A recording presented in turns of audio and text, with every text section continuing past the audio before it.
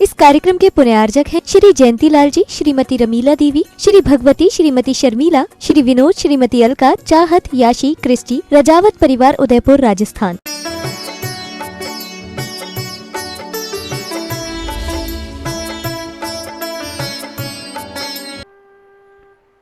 और महावीर स्वामी कहते हैं कि सबसे ज्यादा जरूरी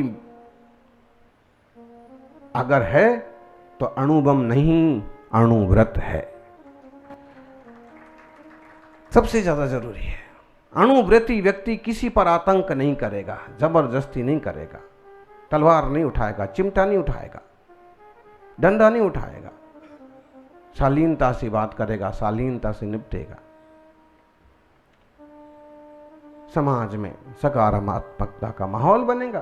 तो हमें इस, चाहे महावीर जयंती कहें और चाहे हम आदिनाथ जयंती करें, चाहे 2550वां निर्वाणोत्सव या तीर्थंकरों गुरुजनों की निमित्त से कोई भी काम करें, हमारा उसमें अभिप्राय तो एक ही होता है कि दुनिया में सत्य, अहिंसा, सदाचार, शाकाहार की प्रभाव, लोगों का जीवन स्तर ऊंचा उठे।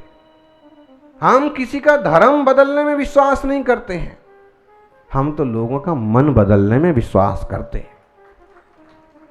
अगर कोई धर्म बदल करके वहां से यहां आ गया और जैन कहलाने लगा, लेकिन वही का वही चालू रहा, वही का वही चालू रहा, मतलब क्या निकला? तू कहीं भी है, तेरा मन बदल जाए और मानवता तेरे मन में पैदा हो जाए, हम समझ लेंगे तुम जैन बन गए। जो इंद्रियों को जीते सो जैन। लेकिन ये बहुत कठिन है। थोड़े से मुनि हैं, थोड़े से श्रावक हैं कि इंद्रिय विजय करने का प्रयास करते हैं और जैन कहलाने के अधिकारी बनते हैं। वरना दुनिया में साधु नामधारी तक इंद्रियों से ठगाए जाते हैं। माया महा ठगनी अब हम जानी। मार्ग को समझ करके इससे आगे बढ़ेंगे। ज्ञानी हैं हम और हमारे भाव भी ज्ञानमय हों। आचार्य देव कुंद स्वामी कहते हैं, 130 और 131 नंबर की गाथाएं हैं। देखो भाई, लोगों को जोड़ने के और समझाने के तरीके हैं। अब कल शनि अमावस्या है, इधर उधर लोग भागे फिरते हैं, इससे अच्छा बोले ऐसा करो, मुनि सुब्रत भगवान का विधान कर लो, तुम्हारे सारे संकट मिट जाएंगे। मुनि सुब्रत भगवान की आराधना कर लो, अभिषेक कर लो। ज्ञानी को पता है कि सारे तीर्थंकर एक जैसे हैं और वीतरागी हैं, लेकिन उन्हें ये भी पता है कि मुझे ही पता है, ये भोले भंडारियों को पता नहीं है। इन्हें तो जहां इनका काम बनता दिखे, कैसे ही देवता रहो, चले जाएंगे। इसलिए थोड़ा सा प्रलोभन दो कि भाई यहाँ आ जाओ, पैठन चले जाओ, जहाजपुर चले जाओ, मुनि सुब्रत जहाँ विराजे हैं वहाँ चले जाओ, और इस दिन ऐसा करोगे ना, सब अच्छा हो जाएगा। और जब यही बार बार धर्म को सुनने लगेगा तो इसको भी ख्याल आएगा कि चाहे मुनि सुब्रत की आराधना करो, चाहे महावीर की आराधना करो, वीतरागता की आराधना करने वालों के सारे पाप खत्म हो जाते हैं।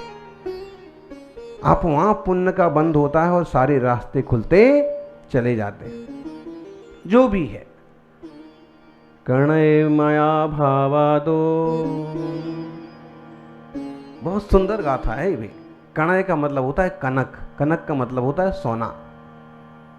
रोहिणी वालों, सोना समय ही सोना है और इसे अब नहीं खोना है। यहां उदाहरण दिया है, कणय मया भावादो जायन्ते कुंडलादयो भावा। हमें देखना जरूरी नहीं है, हमें तो याद है, लेकिन हम इसलिए देखते ताकि आप सब भी देखो क्या लिखा। बोलो सभी, कणय मया भावादो जायन्ते कुंडलादयो भावा, अय मया भावादो जय जायन्ते तु कर्णयादि। एकदम बच्चों वाला उदाहरण है।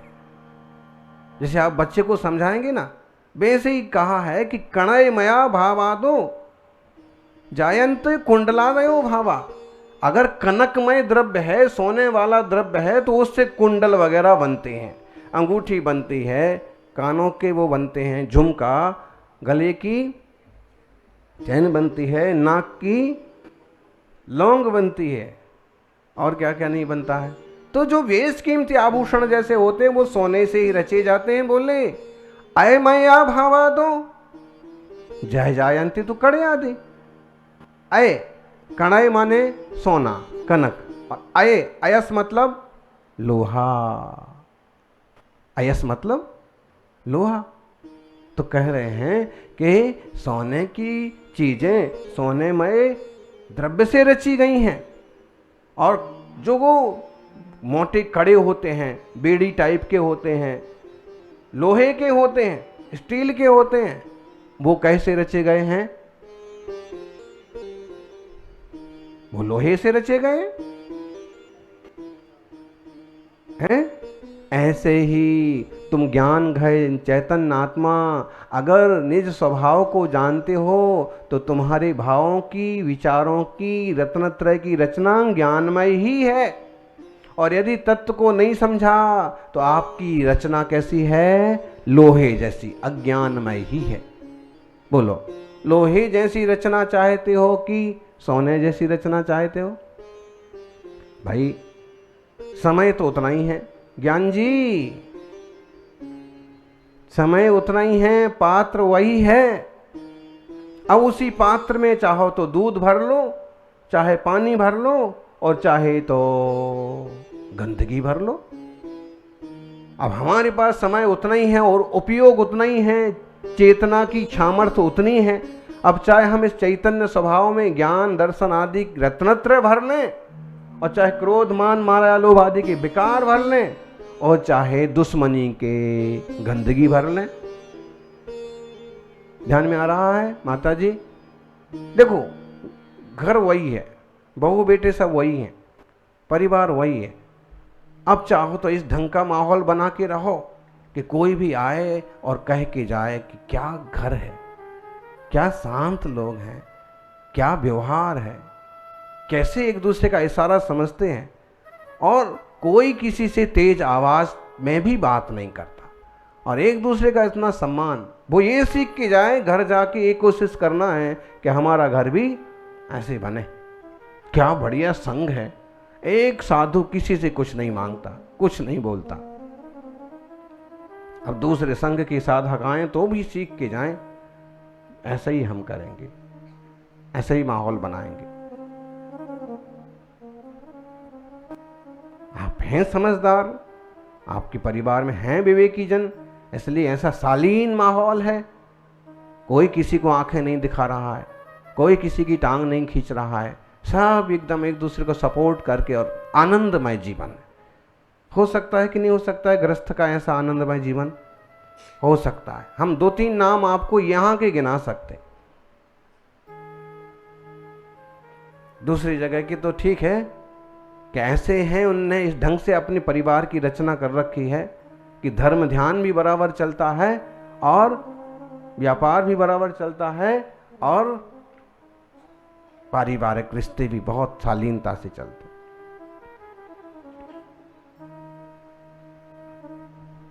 कोशिश करिएगा, क्लेश कर उसी घर में रहना है, टाइम वही है। अब वो क्लेश से भर लिया, आपकी चेहरे की प्रसन्नता गायब हो गई, और एकदम मुंह गुब्बारे की तरह फूल गया, आंखें लाल हो गई। काहे को खून जलाने का? शालीनता से काम हो सकते हैं, सहजता से निपट सकते हैं तो निपटाओ। बुद्धिमानी इसी में है। अगर किसी ने कुछ ज्यादा व्यंग भी कर दिया ना, बुद्धिमानी इसी में है कि इस वक्त इसकी बात का जवाब देने की कोई जरूरत नहीं है। मौके पर या तो इसे समझ आ जाएगी कि मेरी गलती थी कि मैंने इस टाइप के शब्दों का उपयोग किया, और इसे मौके पर समझ में ना आएगा तो हम इससे बच के रहेंगे और अपने हिसाब से काम करेंगे। इनको जितना स्पेस देना है उतना ही स्पेस देंगे, जरूरत से ज्यादा माथे नहीं चढ़ाएंगे। बहुत व्यवहारिक बातें कह रहे हैं आपको, और आप लोग भी ये बातें जानते हैं, फिर भी इसलिए दोहरा रहे ताकि ख्याल बने अपना कि अगर आज मां को ज्यादा गुस्सा आ रहा है तो आज बहू शांत रह ले, कई बात है, कोई बात नहीं। और कभी अगर बहू का एक शब्द तेज हो गया तो माँ को चाहिए कि बिटिया ने बोल दिया, तुरंत जवाब सवाल करने की जरूरत नहीं है। दूसरे रूम में चले जाओ, बाहर चले जाओ, किसी दूसरे काम में बिजी हो जाओ, निकल जाने दो उस जो जो भर गया है मन में, और तुम शांति से सुन लो। और जब ठंडा हो जाए मौसम तो फिर शांति से बोलो, बेटा ऐसी बात नहीं है, सच्चाई ये है, ऐसा करने से ये फायदा होगा, ऐसा करने से ये नुकसान होगा। असंगी थोड़ी है, वो भी इंसान है।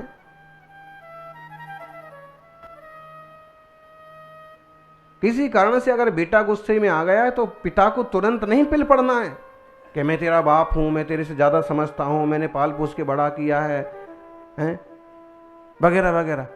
और उसने और जवाब दे दिया कि कौन सा एहसान किया आपने, सभी बाप ऐसा करते हैं, तो आप और जल भून जाएंगे। बुद्धिमानी इसमें है कि अगर वो उबल रहा है किसी कारण से तो शांति से आज सुन लो, थोड़ी देर सुन लो, ऐसा कुछ और मत चुभा दो कि उछल कूद करके और बाहर ही चला जाए, सीधा दूसरा घर बसाने का सोचने लग जाए। क्योंकि श्रावकों का ये सुसंगठित परिवार शोभा देता है, और जब एक अच्छा परिवार होता है ना तो उसमें पूजा विधान भी होते हैं, मुनियों के पड़गहन भी होते हैं, और कितने भी रिश्तेदार आ जाएं सब एडजस्ट भी होते हैं। इक्के दुक्के होते हैं, उनके लिए हर चीज बोझ हो जाती है कि पूजा कर लें, कि मंदिर चले जाएं, कि महाराज जी को आहार दे के आएं, कि मेहमान को संभाल लें, कि दुकान संभाल लें, क्या करें।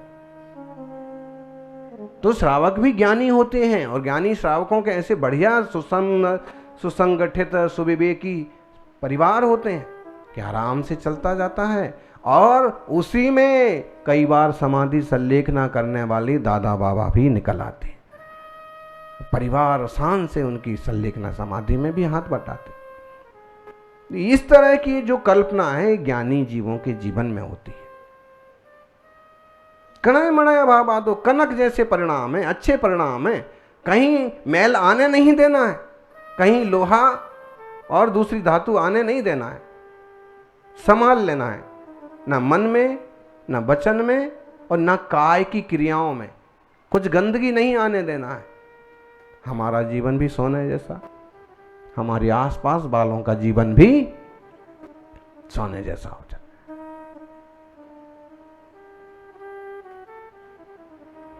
जज साहब सही कह रहे कि नहीं?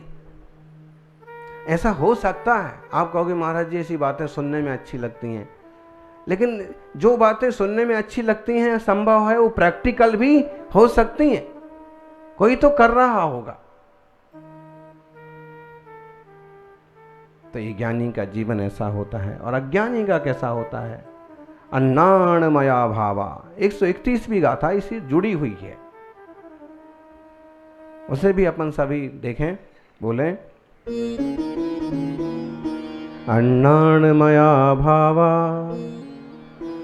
अनाणिनो बहुविहा विजायन्ते नाणिस्तदुणाणमया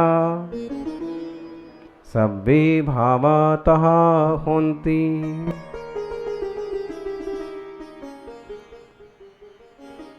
बोले अज्ञानियों के भाव तो अज्ञानमय ही होते हैं, आप उसे संभालने जाओ और फिसलता जाता है। आप कहते हैं भाई साहब माफ करो, वो कहता है काय का माफ करो, हैं? अज्ञानी की अज्ञानमय भाव होंगे। कई बार होता है कि आप खूब अच्छे से हैंडल करने की कोशिश करते हैं और वो बिफरता जाता है। अज्ञानियों के भाव अज्ञानमय होते हैं, बहुत प्रकार के होते हैं, और ज्ञानियों के ज्ञानमय भाव होते हैं। हम सभी सोने जैसे भाव वाले बने, सो नहीं जाएं, सोने जैसे भाव वाले बन जाएं, क्योंकि जो सोता है वो खोता है और जो जागता है वो पाता है। चुल्लक जी,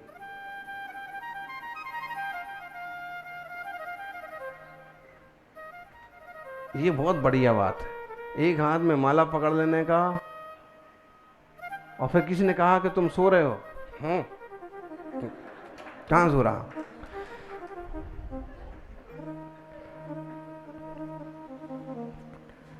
क्या करा जाए भाई, जीवन ऐसा है अपना। अपना इतना स्ट्रांग बॉडी नहीं है कि अपन खूब खड़े हो के तप कर लो और खूब एकदम पूरे टाइम जागृत रहे आओ हैं। और हम तो कहें ना कि अपन तो तपस्वी सम्राट जैसे तपस्या का अंश भी नहीं कर सकते। तीर्थंकर तो छोड़ो, वो जैसे 2 ही घंटे 2.5 घंटे ही नींद लेते थे बस। अपन का हाल तो ये है कि रात में सोने के बाद भी और दिन में ही नींद आ जाए, और कभी नींद आए ना आए, माला फेरते वक्त नींद किस किस को आती है। देखिए ये ईमानदार लोग हैं सब, और बाकी लोगों ने जिन्हें हाथ नहीं उठाया ना, तो ये बात समझ लो या तो ये माला ही नहीं फेरता है। क्यों? क्योंकि माला फेरने में एक एकाग्रता बनती है। हम कोशिश करते हैं कि नमोकार की आमुक मंत्र के जाप करें और मन को एकाग्र करते हैं, और कई बार वो एकाग्रता थोड़ी देर चलती है तो उसमें एक तरह का आनंद, एक तरह की शांतता प्रतीत होती है, और जो अभी तक विचारों की उछल कूंद थी वो शांत पड़ती है। और तंद्रा, जिनको नींद नहीं आती है ना, उनको हम बोलते हैं कि ऐसा करो, शांति से एकदम जाप करने पर आप फोकस करो, या स्वाध्याय के लिए ग्रंथ लेके बैठ जाओ। तो जब तक नींद ना आए तब तक आप जरूरत नहीं पड़ती दवा की, नींद आ जाती। मतलब है कि जिनवाणी के श्रवण से, जाप के करने से वो प्रमाद में निमित्त नहीं बना तो मन की शांति में ही निमित्त बना है। लेकिन वो शांतता आने से वो अभी तक जो नींद नहीं आने के कारण थे विचारों की उथल पुथल, वो कम हो गई, नींद आ गई। प्रवचन में भी नींद आ जाती है ना, वो भी एक ही यही कारण है कि यहाँ थोड़ी सी एकदम निष्फिक्र होते हैं। ना तो यहाँ घरवाली टोकने वाली है, ना कोई ग्राहक परेशान करने वाले हैं, ना कोई बच्चे आकर के कपड़ा खींचने वाले हैं, पप्पा आई लाओ, पप्पा वो लाओ। और महाराज जी भी कह रहे हैं तो जितना अपन को सुनते बन रहा है सुनो, नहीं तो कुर्सी से टिक के शांति से।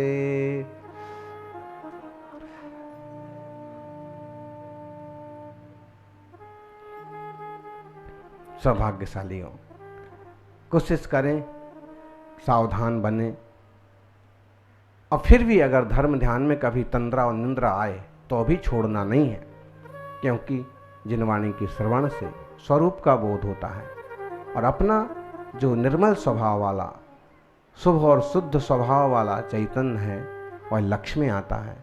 परिणामों की शांति हो, परिणमन की शांति हो, यही मंगल भावना।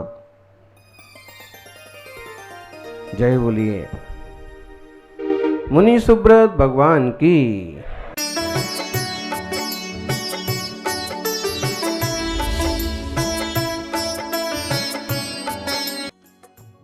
इस कार्यक्रम के पुण्यार्जक थे श्री जयंतीलाल जी, श्रीमती रमीला देवी, श्री भगवती, श्रीमती शर्मिला, श्री विनोद, श्रीमती अलका, चाहत, याशी, क्रिस्टी, रजावत परिवार, उदयपुर, राजस्थान।